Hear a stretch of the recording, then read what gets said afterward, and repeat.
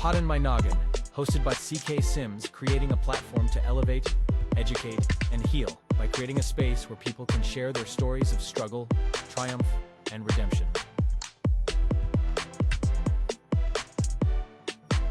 CKS Media. Hello, everyone, and welcome back to another episode of Poddin My Noggin. We took a short hiatus, but we are back today with Dr. Liz DeBetta. Welcome to the show. Thanks. Hi, I'm so glad to be here. Glad to have you here. So your form was quite interesting to read. I'm pretty transparent with my guests, right? So I want them to know that everyone fills out a form, so I have like kind of information and that sort of thing. I had, and it escapes me because I'm aging. I did have a guest, I think last year, whose story was only similar in the adoption phase part of it, but yours is really interesting. So I want to get into that. But before we get into like what you're doing now, tell us about Dr. Liz DeBetta prior to how you got into it. Yeah. So how did I get to be Dr. Yes, Dr. how did Liz? that happen? Yeah. It's a lot. Well, I'll give you the whole story because, right, we're here to tell stories. So, So I'm adopted, as you know from what I shared with you when I reached out to fill out the forms. But for folks that are listening, I'm adopted, and I have always known that I was adopted, but I never knew the impact of that for most of my life. And so for most of my childhood, I had a pretty normal childhood, all things considered, but I always felt a little bit strange, a little bit disconnected, a little bit like I didn't quite ever belong or fit in anywhere. And by the time I got to high school, I was just kind of like a roiling mess of emotions all of the time, just really overwhelmed by very big feelings.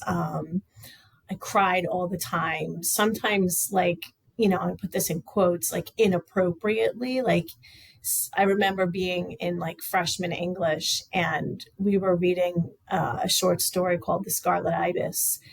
And one of the characters, two brothers, and one of the characters is one of the brothers is disabled, and I have a disabled younger brother. And the story just set me off, and I just started hysterically crying and had to leave class, and people were like, "Are you okay?" And that was kind of my normal for a lot of years. In around that same time, I had a really smart teacher and coach, Mr. George Anthony, who I am still in touch with and I still talk about all the time, because he saw that I was going through something, that I was having these big feelings, and he suggested that I write poetry. And I thought, well, that is the dumbest thing I ever heard. Because, I was 14 and like, I was like, I'm not Emily Dickinson. I'm not going to write poems. Come on. What do you mean poems? And then one day we were sitting and talking in his office, and he said, "Can I share something with you?" And I said, "Sure." And so he read me this poem that he had written and that had been published in a literary magazine. And he told me this whole story about why he wrote this poem and what it meant and how he felt, like the reason he wrote it. And I was just like, oh, okay, maybe this isn't so dumb, right? Like, so then I started thinking like, oh, if this man, right? I had these very gendered ideas also at the time. I had not fully stepped into my radical feminism yet either.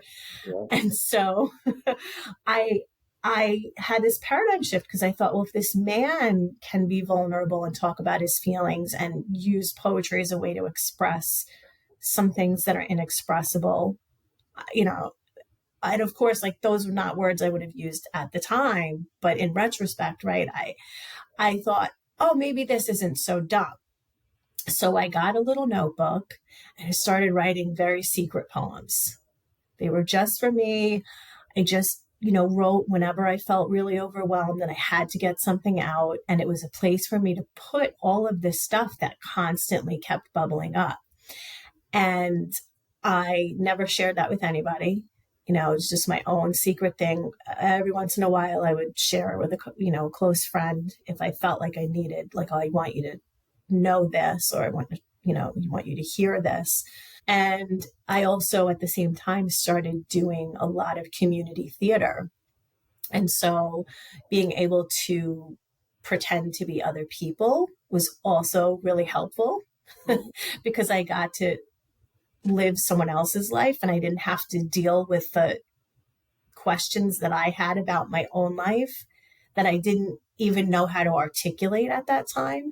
And so being able to go to rehearsal and live another person's life for a few hours and then perform on stage and put all of that big stuff somewhere was really, really helpful. And so I spent lots of, most of my time really in my teens, writing and doing theater, and actually also being very busy. And I now know that all of that was a trauma response, right? That I was staying busy so that I was managing the external environment so that I could feel safe on the inside. And yeah.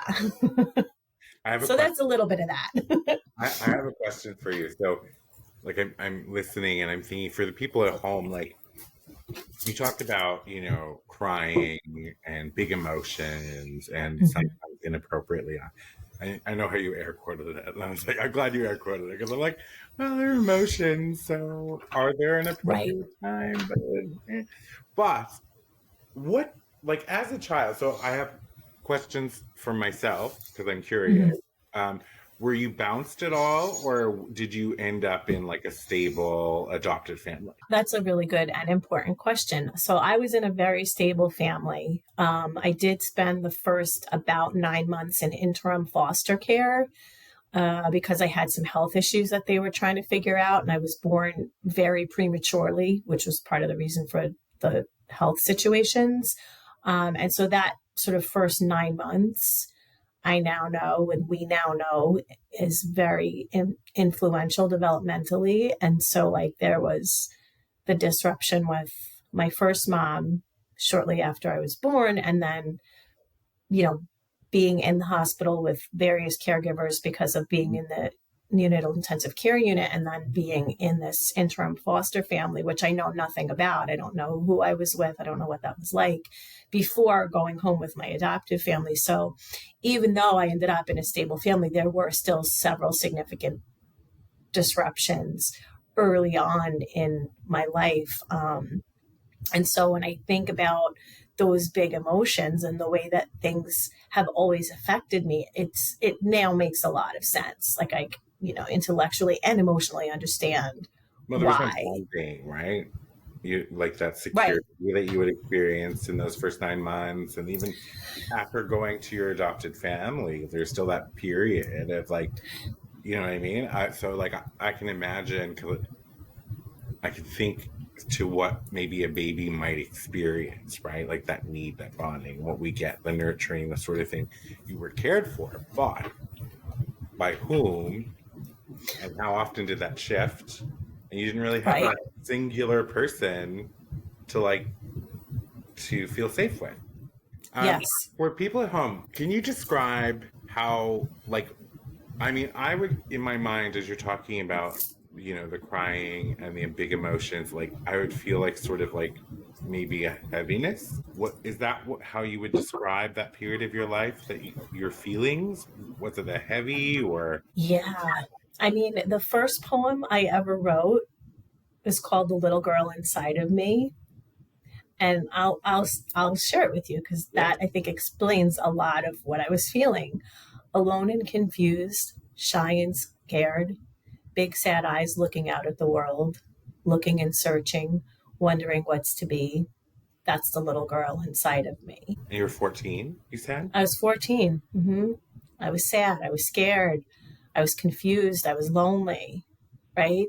So I just felt this deep sense of longing and emptiness that I thought was never going to be filled, and just this deep sadness, which I now know and understand was my unacknowledged grief and loss, right? I was looking for those connections to my first mother and the family that I had been separated from, right? But nobody was talking about it. I wasn't talking about it.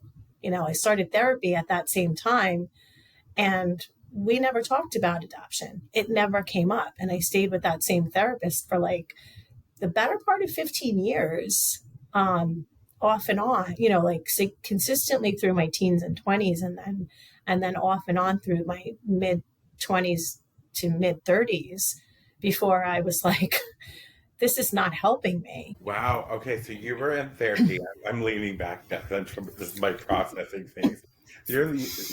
So I love that call out to like off and on, right? When it comes to therapy I love that, because for me, people think that you do your say 12 sessions and you're done. But you might make a lot of headway in your 12 sessions, but like, I feel that you're going to need that off and on for a long period of time for healing and just for regular maintenance and tune-up. Yeah, They're like cars. They'll keep exactly. going for a really long time without care, but we need to do it eventually. So 15 years you were with the same therapist, but okay, I think that that's a really interesting paradox though. Because if you couldn't name what you were searching for and were not focused, although I'm still slightly disappointed in the therapist. I just processing it really out loud. Sorry. No, don't be sorry. You're right. like, where's those questions? Like, where, like, those rooting questions to dig deep. Right. And this therapist also happened to have been my mom's therapist at the same time. So she knew our family dynamic. It's not like she didn't know that I was adopted. She knew.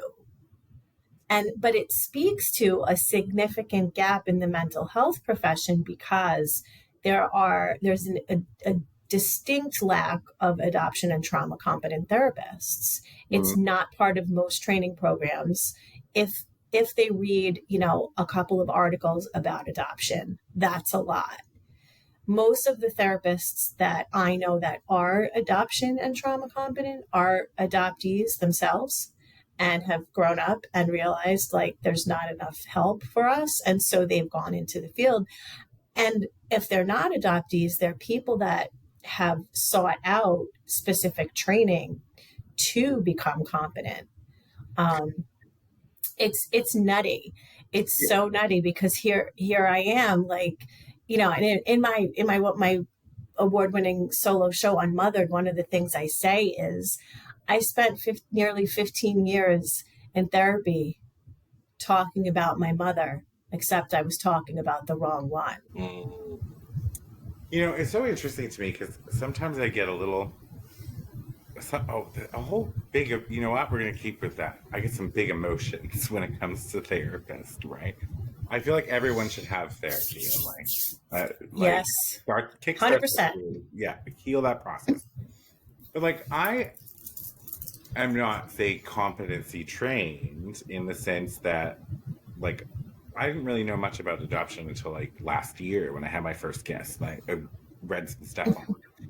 But I feel like in therapy, if you're asking the right questions and you're creating that space to sort of discover where these feelings come from, at some point, I feel like I would have gone, even if I didn't know you were adopted, I would have asked you about your younger years. You would have told me, like, okay, well, let's explore this. Like, how does being adopted, feel for you? What does that feel like? Just simple questions to sort of like massage that area of the life.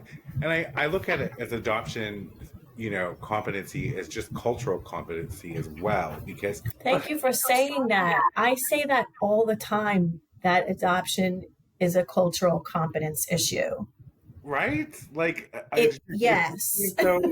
So just there for me, because while I'm not going to understand, the lived experiences of, say, a disabled person or a person of a different ethnic background, or say someone who's adopted, being culturally competent to know that, okay, let's talk about what expectations are in for your culture, or what did you experience? What was it like to grow up as an adopted child? Like those particular things, really getting into the nitty gritty with that. Yes, 100%. It's interesting because I have a very distinct memory of this particular therapist who gave me the suggestion that I should become Teflon Liz. Because I had so many big emotions, I had so many feelings, and like I took so many things in, right? That I needed to have like a Teflon suit so that more things could just bounce off of me. And, you know, on the surface, I understand that suggestion, but that wasn't helpful to me as a person who needed assistance, as you say, to uncover why I was so sad all of the time, why I was having these big emotions, why I kept looking for external validation, right? From boys and from eventually men, and, you know, from achieving things, you know, I mean, like, Yeah, I mean, I get it. I do also understand perhaps where they might have been going with that, but there was clearly like some road mapping missing. Like, mm-hmm, right? yeah, Let's focus on what we're feeling now and maybe try and Teflon away some of these other things that are happening so we can get to the root of the problem. I don't know. I'm just yeah, spitballing. So you were with this person for 15 years. mm-hmm, It wasn't helping. So you had to have made the decision to sever that relationship, the therapeutic alliance, if you will, to do what? What was your next step after that? yeah. So I have a very distinct memory of this moment in time, because I had been in another really unhealthy relationship, romantic relationship. And I started going back to therapy because I was like, this, you know, I was having relationship problems. And I thought, well, like every other time, I have to fix me, right? So I called up the therapist again and I said, you know, I haven't seen you in a while, but can I come back? And so we started seeing each other every couple of weeks. And every time I left, I felt worse than when I went in. And I was like, this is not helping me. Like, I don't know what's going on, but like, this is supposed to help give me some solutions and some strategies and some tools and to help me feel better about this situation. And I just feel like shit all the time. And so I just said, okay, well, this is not helping. I'm not going back. And, you know, and I said to her, you know, I need to take a step back because I'm not feeling like this is helping me. And I think I need to figure out some other things. And so there was that sort of, at least I had this self-awareness, right? To not continue to bang my head against the wall in that situation. And then I ended up, you know, I'm lucky that in that I have a really good support network and a lot of long-term friends, people that have been in my life for many, many years, that I'm able to fall back on. And so I started having conversations with my friends about things. And then there was sort of a breaking point in this particular relationship with this man that I was with at the time, where we had an argument that got much bigger than it should have. He said some very nasty things to me. He told me to go fuck myself. And I was like, okay, I'm done. You don't get to talk to me like that. Um, and, and so then I left, within days I was like, I'm leaving. Like I left that relationship. Like I took my cats and I went. And, and then for the next year or so, I started to kind of get into this come to Jesus with myself, is what I talk about it as. Like that I was like, okay, so now I'm out of this unhealthy relationship. I'm back, in my own place. I have some time and space. I like physically safe. And I started thinking about these really unhealthy relationship patterns that I recognized that I had for all of these years. And I was like, hey, I've got to figure this out, because I was, in my late 30s at the time. I think I was about 37 at this point. And I was like, if I don't figure out why I keep choosing these really unhealthy, somewhat toxic, emotionally unavailable, borderline abusive, and actually my ex-husband was abusive, these types of men, like I'm never going to move forward in my life, and I'm never going to have an actual partnership and the kind of relationship that I know that I want. And so I had to then start to figure out why I was making these choices. And my first line of defense has always been education.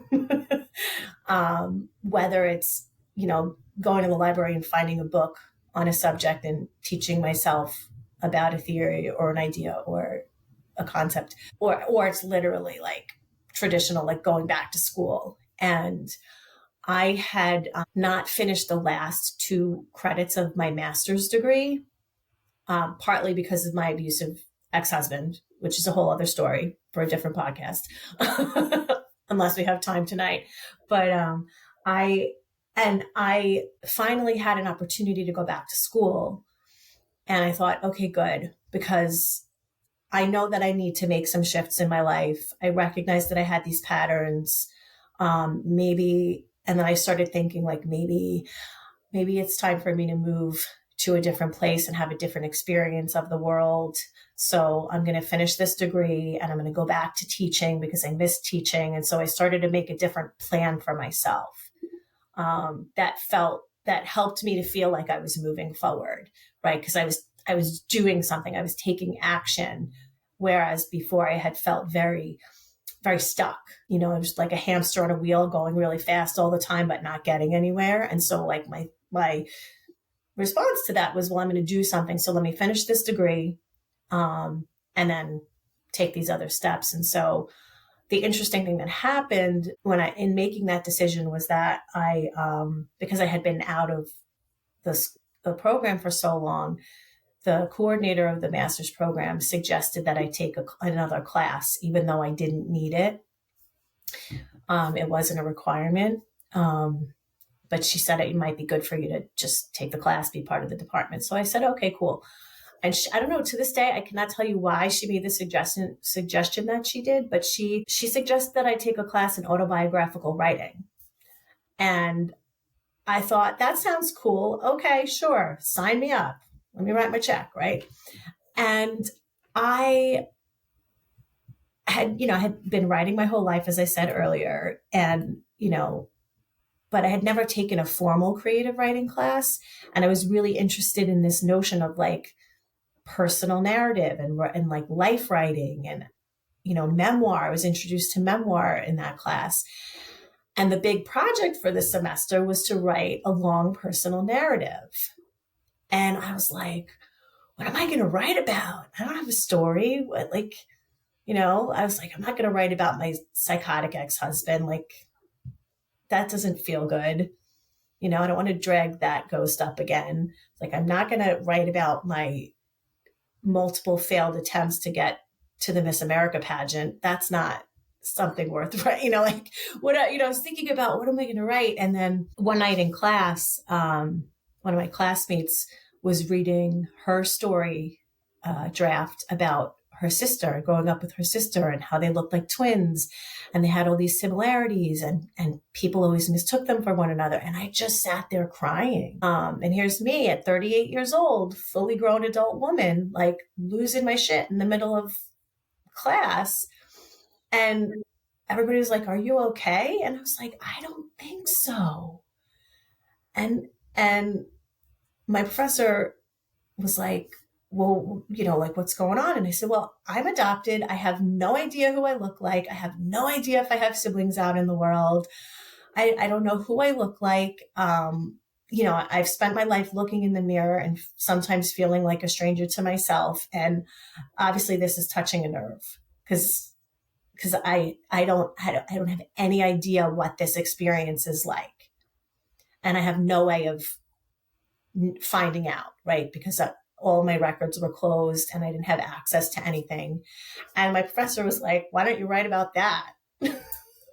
And I was like, "But I don't know anything." And she's like, "Do me a favor, just think about it."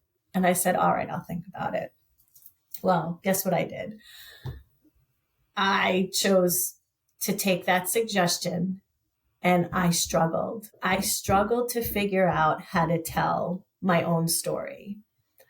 And the first, probably 3 drafts were not my story. I kept coming in and she was like, "Nope, that's not your story." And I kept regurgitating the story that I had been told my whole life, right? That external narrative about why I was adopted. And, this, what we call an entrance narrative in adoption. It's like, it helps to legitimize the whole experience and explain to the child what the situation was and why they were adopted and what their place in the family is and all of those things. But it's often incomplete. It's often missing information, and it is often largely fictional. And so I was, telling the story that my mother and my mom and dad had told me my whole life. And I had to figure out how to tell my own story. And I went back to the poems that I had been secretly writing for all of these years. And the poems became my way into that story, because as I started to look at my teenage and, 20-something self and read all of the things that she had written, I was like, oh. And then I went back to the little packet of non-identifying information that I had, which I had had at that point for probably about 18 years, but it didn't hold, didn't have very many clues. So I just kind of had it, but, hadn't really looked at it in a long time. And I went back to it. And in that packet was a list of suggested reading, and which I had discounted however many years before. I was like, "Oh, I'm not wounded. I'm fine. I don't need, And so I started to pick up copies of all of these suggested books, like The Primal Wound and The Journey of the Adopted Self and Being Adopted, The Lifelong Search for Self. And I started reading and I was like, "Oh, I'm not crazy." And I started to feel like, I don't want to say normal, but like I started to have a different understanding of why I had felt the way I had felt my whole life. And then I started to be able to tell my own story. And so the act of really struggling through that class and figuring out how to write that first personal narrative is honestly the thing that got me also, like, that was the sort of bridge into all the things that I do now and how I got to today. And we're going to talk about more of that in just a few minutes. We'll be right back, everybody. Partner today with CK Sims and Poddin My Noggin to get in front of an audience that cares. You will be supporting mental health stories, tales of resilience, and uplifting content, aligning your brand with bringing goodness, authenticity, and kindness front and center.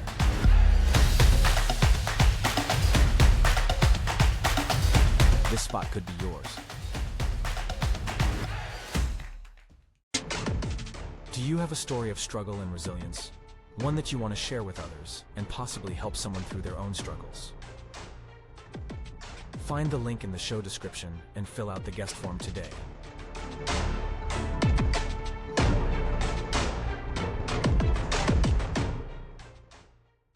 Welcome back, everyone. Before the break, we have been talking to Dr. Liz DeBetta. She has been explaining to us her life leading up to becoming a doctor and all of the things that she does right now. And I really love the breakthrough moment that you were talking about, right? Like the crying class, the professor suggesting that be your story, and then just that process. A couple things I wanted to say though was I love how self-aware you were at 37, right? In the sense that you just knew something needed to be changed, and that you were able to reflect and say, you know what, like, here's a pattern, and if I want to move forward, if I want to do something different, then I have to figure some shit out. And Yeah. I love that.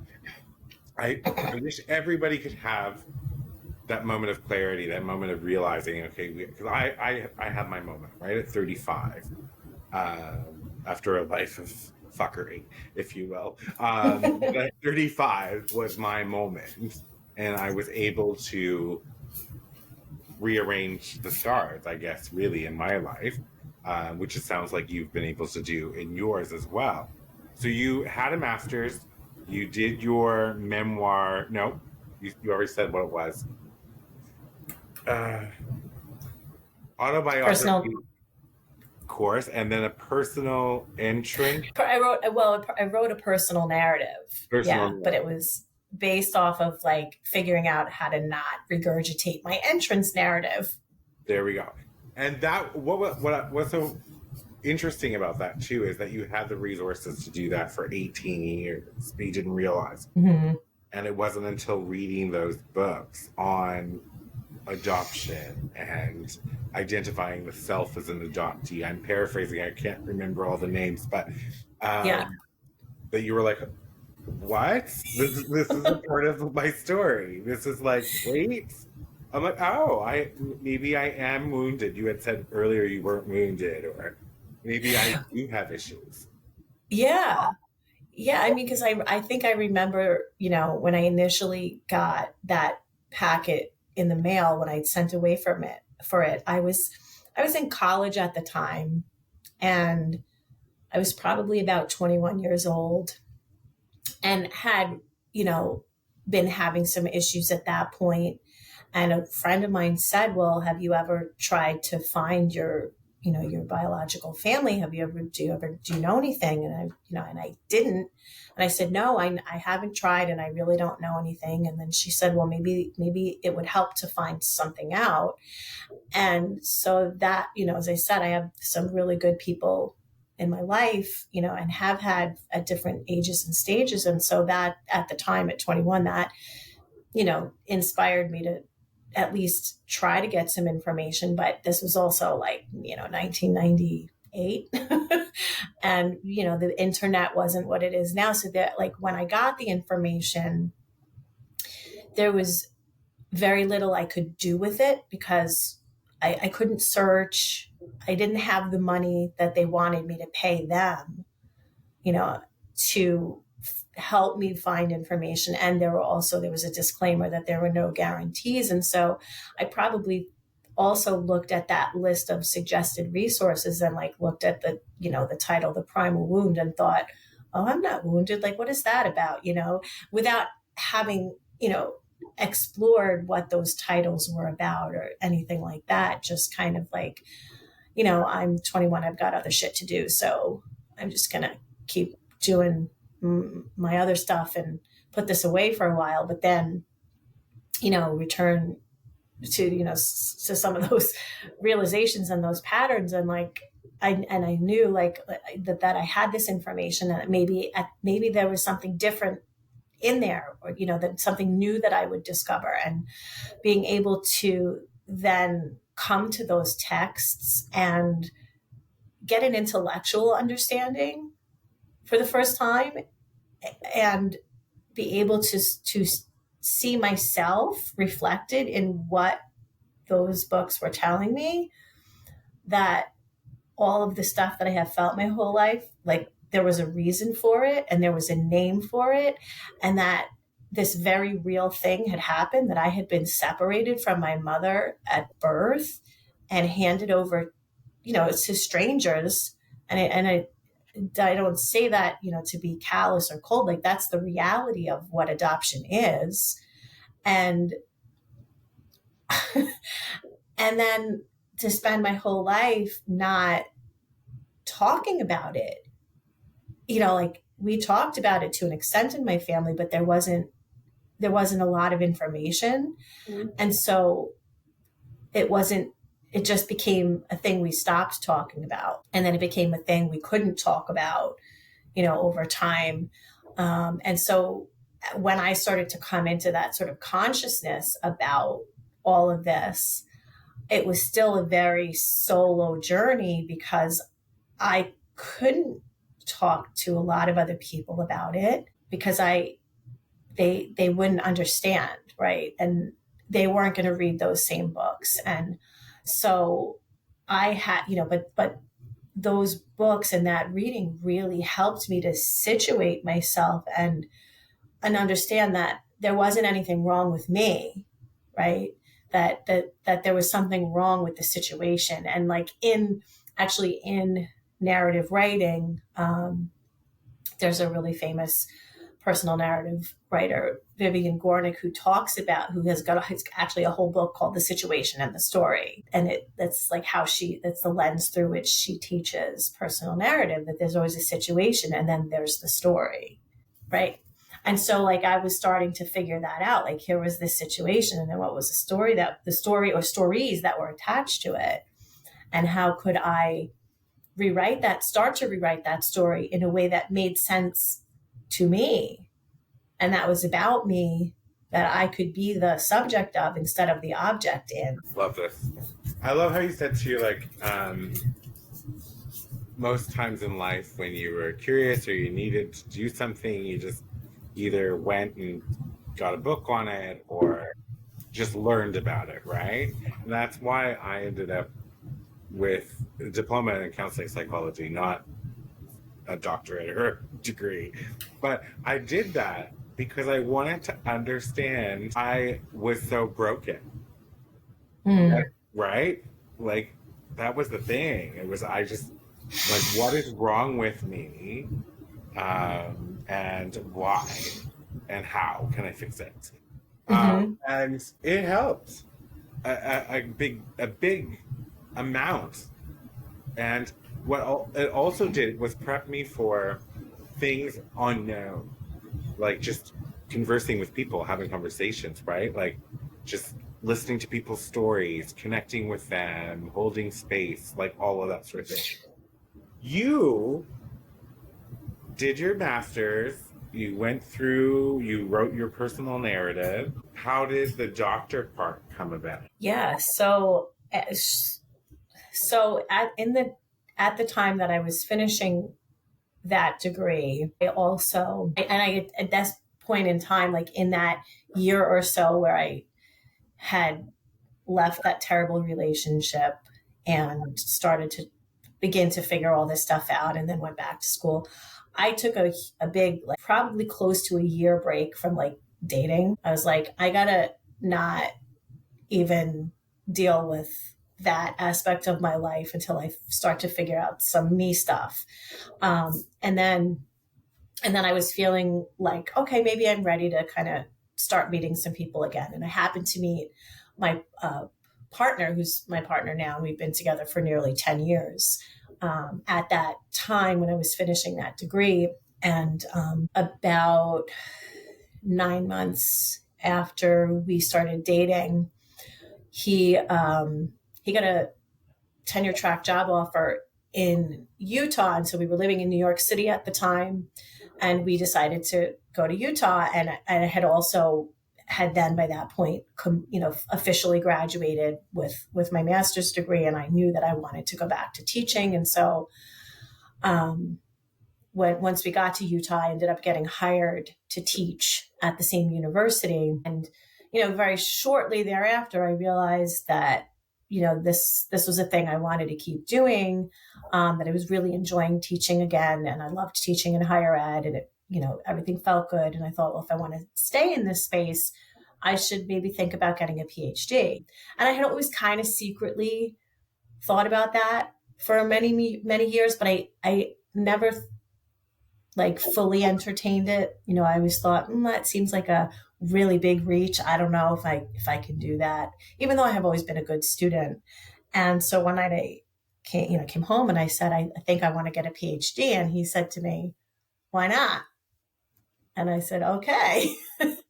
And so I, did some research and happened to, at the time, come across a really progressive and innovative program that was designed for working adults through Union Institute and University. And they had this really interesting interdisciplinary program that was very much focused on social justice and creativity. And that really appealed to me because also I was working full time, and I couldn't step out of full-time work into a more, let's say, traditional, I'm going to put that in air quotes too, more traditional PhD program. Nor did I want to do that, because once I looked at this particular program and I looked at the social justice aspect and the creativity aspect and the interdisciplinary option in humanities, I thought this is perfect because I have a background as a writer, as a performer. I'm also, at the time, I was 40 years old, right? And so I'm not a 25-year-old student. I'm not maybe going to feel comfortable in another anyway. So I got accepted into that program and made a plan. And I said, I'm doing this in 3 years. And I did it full time while I was working full time, because that's my adoptee superpower. I get shit done. I can, force myself to be very focused. And also the busy helps. But something interesting happened, I'm going to say about a year into my program. My partner said to me, you can't PhD this away. And he was talking about my trauma, and he was talking about so much of the stuff that was still very present, right? That had not been dealt with because I'd broken up with my therapist and, had started to do all this, intellectual understanding and research. And now I was fully researching all of the stuff and getting an even deeper understanding of the culture of adoption and the research on trauma and maternal separation, et cetera, et cetera. And, and I said, I know. And it was at that point in time that I started really fully stepping into the adoptee community as well. And I had gone to the first adoption conference I had ever been to. And I met all these adoptees in person for the first time. And I was like, oh, wait, we get each other. And many of them were therapists. And I went home, and then I was able to reach out to somebody that I had met at that conference who also lived in Utah for recommendations for an actual adoption and trauma competent therapist. So doing my PhD also helped me to, align myself into a more integrated healing journey, because I was doing all of this reading and research, understanding all the core issues in adoption, understanding how that had mapped onto me and my life and the choices that I hadn't made, and the things that I, had and hadn't gotten to do, the bad relationships, etc. And I also took a class called Poetry and Healing during my PhD program. And that class, I was like, oh, this is the thing I've been doing my whole life. But I had no idea that there was a whole field dedicated to both poetry as a tool for healing and expressive writing as a tool for healing. So I got really interested in that because in nothing that I read was anybody talking about maternal separation or adoption as significant life traumas. And so I knew there was this big gap. And so what I was able to do with my PhD work was I was able to take my background as a writer, take my background as a performer, and use myself as the subject of my own research. And that's where my solo show Unmothered came from, is that I decided that I was going to really write my story, and then I was going to put it on stage and I was going to perform it for people so that we could start having different conversations about the internal experience of adoption. That's courageous. and just so you're aware, if you see me moving or doing weird things, I have a puppy at the bottom right here, and so she barks a lot. But let's bring you up real quick. Hi, puppy. Her name is Piper. Hi, Piper. So to prevent her from barking, I have to sort of like give her my hands and like sort of play with her from barking too much. It's all good. About Unmothered, Mm-hmm. I'm gonna link it in the description. But what I love what you did there, and I'm sure it's intentional. I thought it was before we started talking. I'm more convinced now than I was. But I love how you wrote it. So it's UN-M-othered.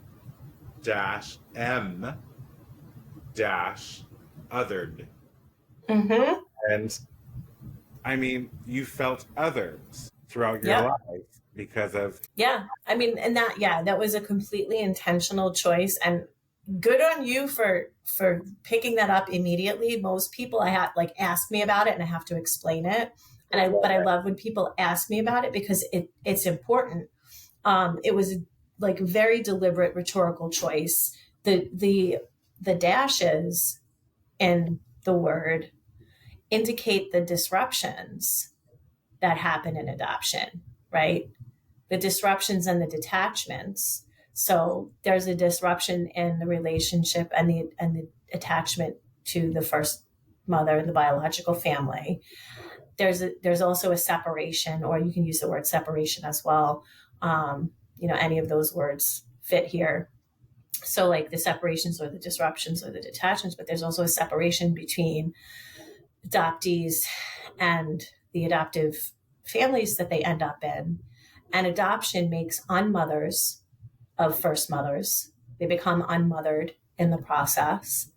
And many women who adopt are adopting because of infertility. And so they're, in a sense, also unmothered because they then have to make a different choice about motherhood. And adoption and patriarchy, others, all of us. Mm-hmm. Right. And so it's about all of those things. Yeah.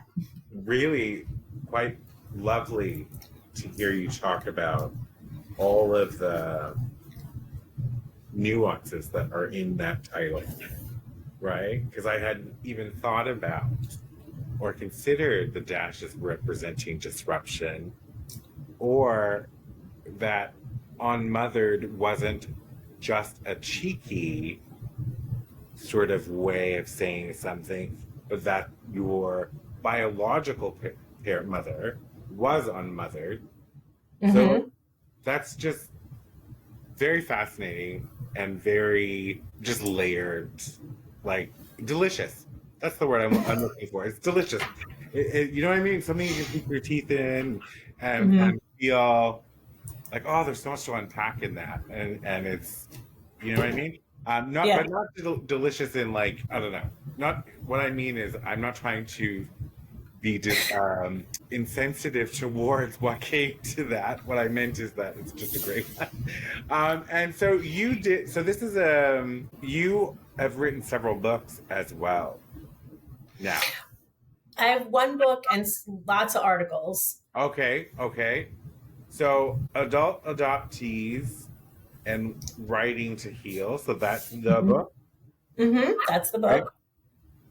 And I thought I saw another book name in here, but maybe that's no. So Migrating Towards Wholeness. I love this as well.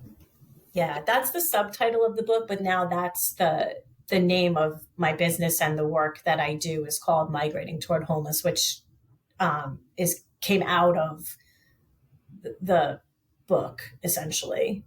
So now you're specialized in helping other individuals, people who have gone through adoption. I love that you called out the patriarchy. Every chance I get. Yes. Yeah, well, and you had mentioned this already. You went into your feminism and all of those. So I like to always let people know that I am a staunch feminist. Like the women should rule the world, and I just feel like life would be better for everybody, like absolutely everybody. Anyway, that's just me. So now what does that look like for you and for the person who's coming to you for help? Yeah. Excuse me. So what I've been able to do through the process of writing and performing Unmothered is develop a framework called Migrating Toward Wholeness, which has 5 core principles that are making space to heal, rewriting the truth, expressing the core or primal wound. Oh my goodness, what's the... Come on, brain. Expressing... becoming the subject. That's like the biggest one. I mean, they're all big, but that's like the super important one, becoming the subject and breaking silences, right? And those 5 things are the things that I did in the process of writing Unmothered. Like I knew that I needed to make space to heal, right? And a big part of that was being curious about all the ways in which I felt stuck, right? Which I already talked about. And so each of those 5 core principles are tied to the 7 parts of trauma healing as I define them.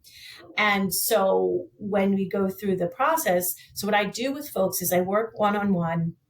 I also work with small groups. And to be clear, I am not a licensed therapist, but I have this expressive writing, this evidence-based trauma-informed expressive writing program that I have developed and now use to help people to attach language to all of those internal experiences so that they can begin to have better relationships with themselves and all the parts that need attention. And then by extension, start to have better relationships with other people in their lives. Because at the core of what everybody I work with, that I get to work with, and it's such a privilege, at the core of their story is that they want better relationships, right?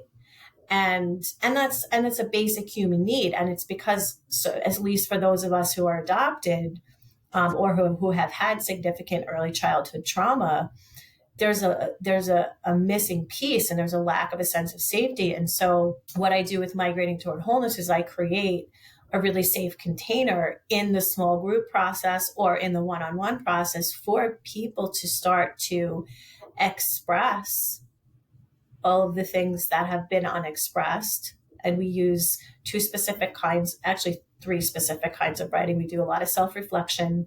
We use free writing, which is, in my definition, is a radical act of self-permission, because it helps us to unlock ourselves from our critical mind and allow ourselves to just be messy and say what we need to say.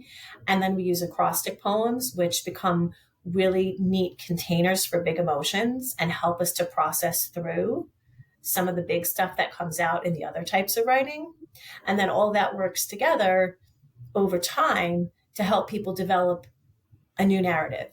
And it's, it helps, our brains are plastic, right? And when we start to establish new habits vis-a-vis this writing process that I teach people to do, that I help people through, that I guide people through, we carve new neural pathways and we migrate into a greater sense of wholeness, because we have a better understanding of ourselves and our stories. Sounds wonderful, actually. And I feel like that's one of the biggest blocks for people in healing is it's seeming to be an impossibility, first off, like, and the mountain's too big to climb. And then never knowing how to name something, how to identify it, Yeah. or feeling othered and feeling alone in their journey because no one could possibly feel like me, right? Or no one could have these strange thoughts or these weird like emotions. Right.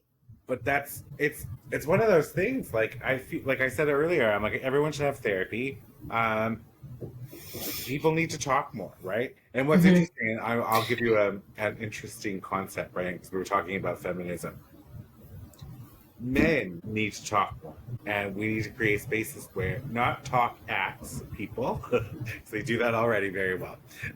They need to talk about what they're feeling and how to identify those things. But that's also another topic, right, for another podcast, because we can talk about that forever. But yes, the identification and why you're feeling these things and where these things come from, all of those, yes, you can understand them, they would be able to actually dissect things a little bit better and process emotions.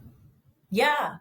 And that's exactly what Migrating Toward Wholeness helps people do. It helps them to make those connections, right? It helps them to attach language to their internal experience, to look at what the language is telling them, to look at, oh, I'm angry, right? I'm writing about being angry, or there's a lot of grief here, like, and start to name those things and figure out what part of the story or what part of the experience they're attached to. And once you can start to name them, you can start to have better conversations. First with yourself. I tell people all the time that when I work with them that what we're doing is helping to create a deeper dialogue with yourself, right? Because if I can have that deeper dialogue with myself, then I can turn to the people that I love and who love and care about me in return. And I can have better conversations, right? I can stop defaulting to my trauma response, which used to be to shut down. Yeah. And to avoid and to dissociate, right? I no longer have to do that because I can also, what I also help people to identify in the process is where they're feeling things in their bodies, right? And this is a little bit of the somatic theater piece of the work that I bring into it, being a theater practitioner, being able to think about breath and body and like when emotions are coming up, where are we feeling them, and how to pay attention to that so that we can start to be attuned to our nervous systems and regulate and be able to, use it as a tool to regulate ourselves so that we can move through instead of avoid. So, question, are you, sorry, I can't be bested by her. Then she'll think she's nasty. Just FYI, she's already the best. So if somebody wants to get involved with your, don't tell me I'm having a moment, Migrating Toward Wholeness, right? Whether it be a one-to-one like this or a small group session, that sort of thing, how would they do that? Best way to do that is to join my mailing list at my website, DeBetta.com. So that you get the monthly updates and the regular updates on things. I do have a 6-week adoptee-centric group starting in July. It'll run July 2nd through August 6th. So if there's any adoptees out there that are interested in joining the small group, then they can reach out directly about that. People can also email me directly if they're not adoptees but are interested in working one-on-one. And you can either do that by emailing me at dr.liz@lizdebetta.com. And I'm sure all this will go in the show notes. Oh, yes, it will, for sure. But they can also use the contact form on my website and set up a complimentary connection call just to talk through what they're looking for. So your specialization is adoptee, but for everybody listening at home, if you've got some shit going on that you want to work through, Mm-hmm. like especially men who may be needing some help Mm-hmm. in their lives, perhaps could benefit Yeah. from this actually, because if you're at the point, I think, as a man, where you're kind of like, well, I'm kind of sick of all this, but I've been doing this one way for so long and it's not really working, and you want to Mm-hmm. figure out why, perhaps Yeah. I'm writing a really, migrating towards wholeness. yeah. I mean, it's true. If and then we still, let's be real. There's still such a deep stigma around therapy and mental health care. And what I can do for people is offer them a bridge, Yeah. right? And there have been many people that have come through working with me and have said, this has been better for me than 10 years of therapy. I've made so many more connections that I wouldn't have made otherwise. And again, it's about that dialogue. So, for people that are struggling and that are doing things that don't feel like they're working anymore, and if like you're struggling in your relationships, I can help you be a better communicator, right? I can help you tell yourself and then tell other people a different story and show up differently. Because my whole thing is more stories equal more connection, and more connection equals more healing. I love So when we know our own stories, we can better connect again to all those different parts of ourselves that maybe have been ignored or silenced or um, put away. And then we can start to share those stories with other people. And that helps us to connect more with other people. And that's how we heal, is when we're in connection, right? We don't heal in isolation. And so, for anybody that's struggling with wanting deeper connections, I can help with that. And then also provide a bridge into other therapeutic support, because then you'll have a whole lot of language to go into therapy with, right? And you'll be able to know what to talk about. I think that's a big struggle for a lot of people, is they're like, I don't even know what to start with. Well, and that's just it. If you're writing with the free, I think did you call it free text or Free writing. free writing? So I should, yeah, that's what I was about to say. I'm like, well, I thought there was something. Anyway, with that, like, if we remove the critical component, which we all do, like when I'm writing anything, I'm very critical of what I'm writing. So we stop that creative flow automatically because we're trying to edit in real time. You don't even know what you might uncover when you're doing that. So being able to find things that are deeply rooted in your psyche that can only come out when you're truly free, and then having this experience, you can tell. I keep going back to dudes, but let's focus on adoptees. But for the dudes who are listening, you can tell your friends you're taking, you want to write a book, man, and just doing a workshop. Yeah. There you go. Like, it can all be Yeah. under the radar. You're doing Right. Or like get a group, get your bros together and call me. We'll do a special group. Like I'm down for it. Like, That let would me be help amazing. you. That Let would me be help amazing. you be better. So Let me help you write that book. yeah, for everybody at home, I want to just repeat one thing that you said just now, that really resonated with me when I saw your form, because I feel like it's very much what I'm trying to do here with this podcast. And it's more stories equal more connection, and more connection equal more healing, right? And the more we hear from people and we have those conversations, you just never know who's going to listen, or who's going to join, or who's going to read and experience some sort of liberation, just like you did with your books that were recommended in your packet, right? Like, you discovered so much about yourself that you were not the one that was the problem, it was the situation, right? So, Yep. okay, for everybody at home, I'm going to link this in the show notes, in the description. So so it's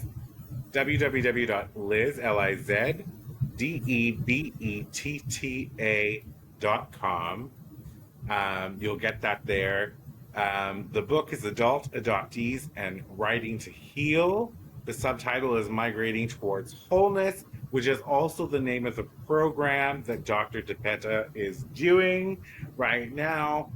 They're on Facebook, and they're on TikTok and Blue Sky and LinkedIn. You're going to find them. I'm going to link you to them. Reach out, get in touch, fill the form, send an email, you name it, and get to writing. Yes. Like, break it down, heal some. That would be wonderful.